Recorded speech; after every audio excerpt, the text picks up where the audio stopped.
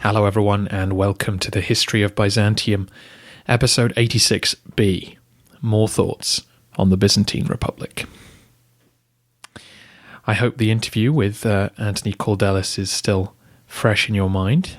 Today I'm going to touch on the things I found most interesting about it and deal with one or two listener questions which I solicited on Facebook at the time. What stood out to me first from our History of Rome, History of Byzantium perspective was the idea that Augustus did not abolish the Republic. He simply changed the nature of its form of government. I don't know how that idea struck you, but I felt that was something of an eye-opener. It wasn't that it was an entirely new thought, but it just clicked a lot of things into place. At the time, people continued to live out their lives just as they had the day before. They still sought out wealthy patrons to help further their prosperity. Their avenues toward justice and fair treatment remained as narrow as they were before, regardless of whether the Senate had the final say on state policy or if the emperor did. Augustus announced to Rome, "I have restored the res publica," which we tend to view as a sort of sham statement, a cynical rebranding to mollify the ego of the Senate. But maybe what Augustus meant was that I have restored the political body to a state of harmony. The agglomeration of power in his hands did change the form of government, but perhaps it didn't really change Rome from a republic to an empire in the way we traditionally think. I recently watched the BBC television series I, Claudius for the first time, and if you want to see Patrick Stewart with hair, then it's definitely an eye-opener in its own way. But I was very interested to see that in Robert Graves's reconstruction of the lives of the Julio-Claudians, an entirely modern understanding of republic versus empire prevailed.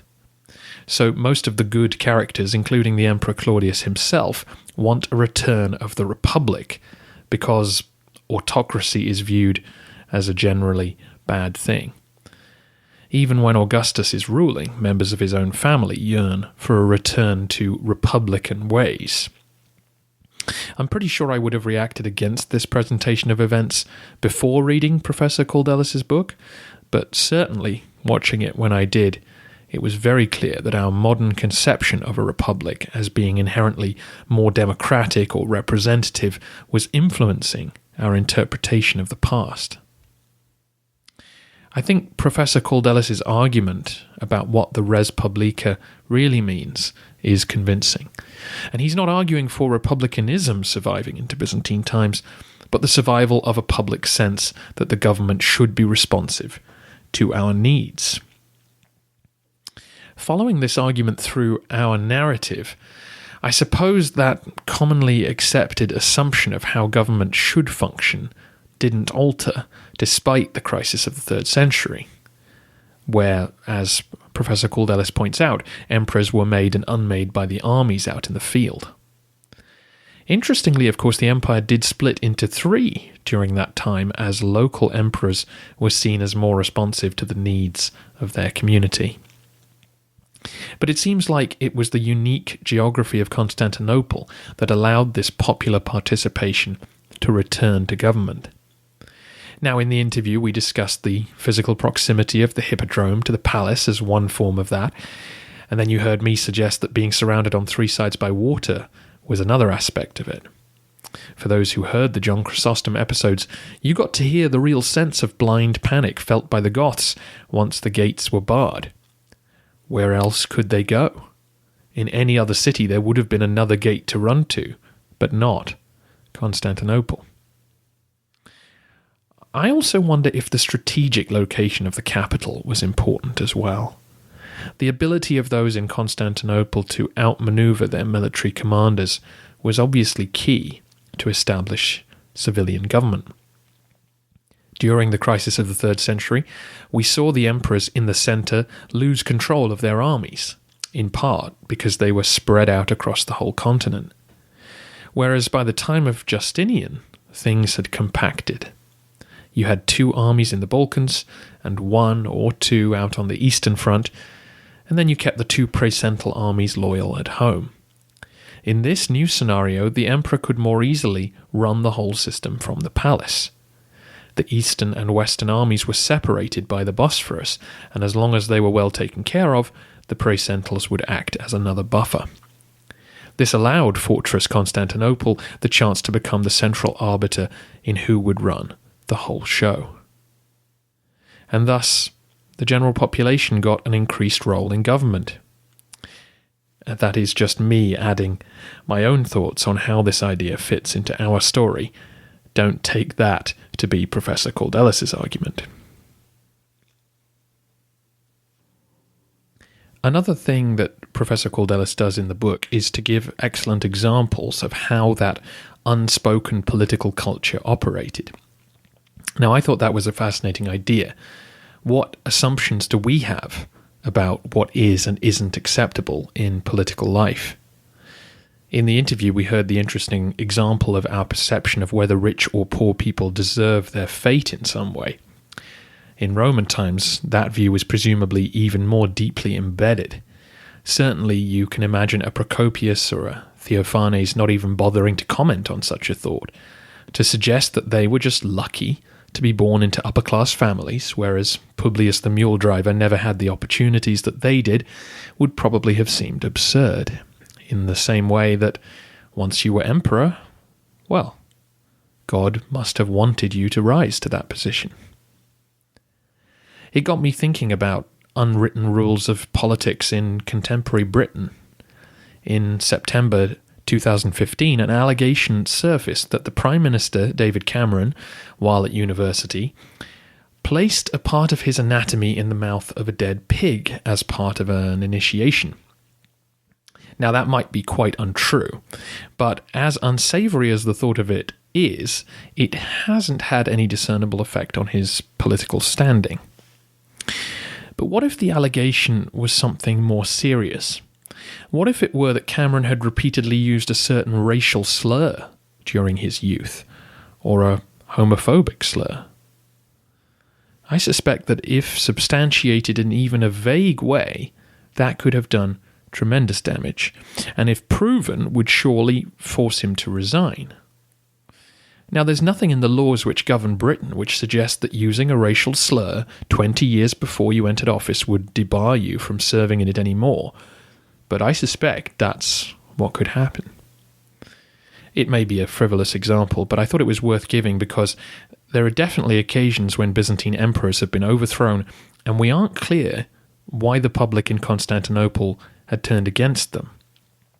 As Professor Kaldellis mentioned in passing, the aristocratic authors who wrote the histories may not have been aware of what the people on the street were genuinely upset about, or they may have chosen to admit it because it didn't fit the narrative which they were constructing. Certainly, I think this book is very helpful in getting us to understand the context of all those rebellions and uprisings and attempted coups. If revolt against the emperor was understood to be part of the unwritten constitution of Roman government, then it does explain the relative leniency shown on many occasions. After all, to rebel against God's vice-regent should make you an impious oath-breaker and cast your whole family and their families under suspicion. But we don't see blood feuds develop in Byzantium, as with Absamar the admiral's son growing up to be an important bishop and happily serving future emperors. More often than not, a rebel's family were forced into a convent or monastery where they could live perfectly comfortably, but just no longer be involved in community life. We saw this repeatedly at the end of the century with the sons of Constantine V. Irene's opponents kept trying to get one of the sons to be acclaimed by the people, and presumably hoped that they would be handsomely rewarded if the plot was successful. In late 797, the brothers were gathered in the Hagia Sophia, and the hope was clearly that the crowds would carry them forward to the palace. But they didn't have enough public support to make it happen. As Irene's administration began to unravel a few years later, She began handing out massive financial concessions to the people of the capital, clearly hoping that they would protect her from the various coups which were brewing. Her eventual deposition certainly has the feeling of a modern political coalition arrangement. Nicephorus, the general logothete who replaced her, was just the one smart enough to gather the right support and act at the right moment.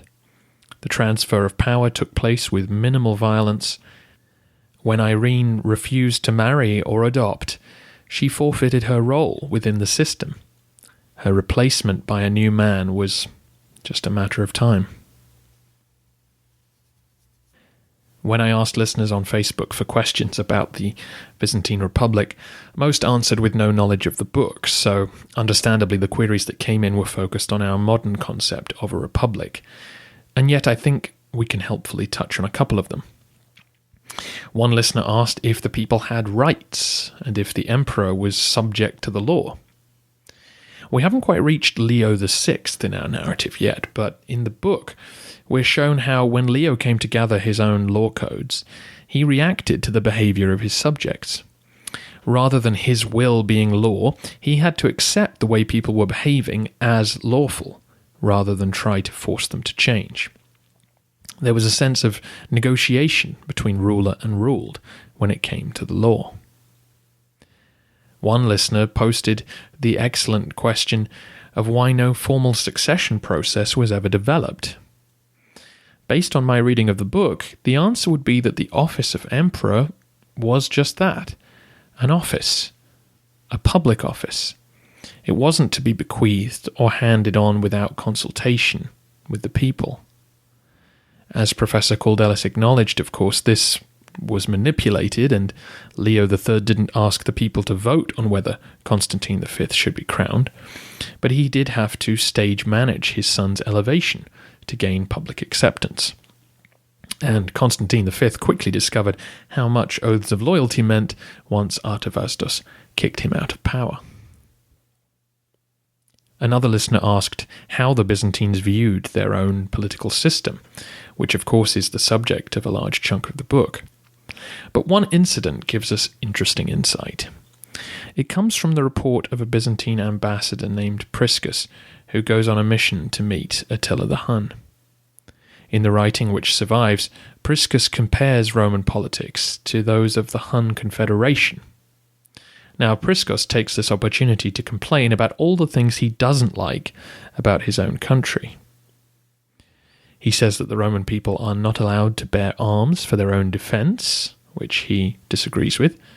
He complains that military leaders aren't competent, that taxes are too high, there's too much corruption, and that the law bends depending on how rich the defendant is. But he still thinks that a system with laws and checks and balances and offices that can be held and lost is better than being subject to the whims of Attila's will. So here's an example of someone intelligent and articulate who sees how things really operate, but will defend his own system against all others because he perceives it to have more balance and justice than theirs. You'll have to read the book to find more examples of how the Byzantines saw their own state. Finally, I think this book only adds another layer to our understanding of why military victory was so important. Its ability to confer legitimacy is priceless. For an emperor to return to his capital having been defeated, as say Justinian II did, was potentially the beginning of the end, and certainly the start of trouble. I also reflect on the career of Constans II, the emperor who left the capital for Sicily. He was doomed the moment he set foot on his ship. Any perceived problems back in the capital would find expression in the simple answer, well, what do you expect, with the emperor having abandoned us? No wonder a conspiracy formed to overthrow him. That's it for now, and this is the last piece of recording I have in the can. So the next time you hear from me, I will be back in the UK and will be finishing off this end of the century tour by answering more of your questions and taking a look at the Roman military. For now, please be patient with my slow replies to your messages, and thank you for listening.